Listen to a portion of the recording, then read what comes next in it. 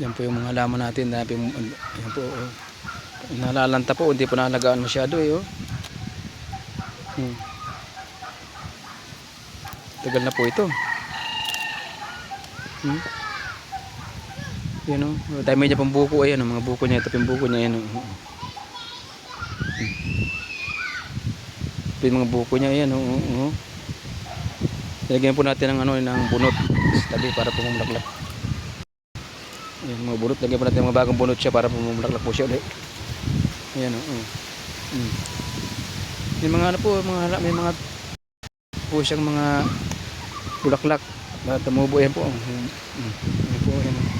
Lagyan po natin ng mga ano kasi sayang po yung mga buko niya. Ayan o. Ayan o. Matagal po ito. Galing po ito ng Bicol eh. Hindi ko po ito galing sa Bicol. Nalagaan ko po ito eh.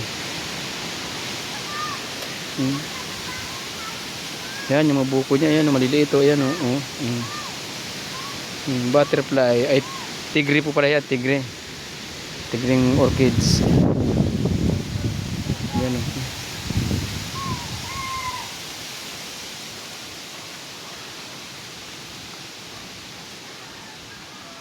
Tigre pong orchids yan. Ayan. Pero puro sa may sangay sa ibabaw. Ayan o. Dumiro po kung isa dyan.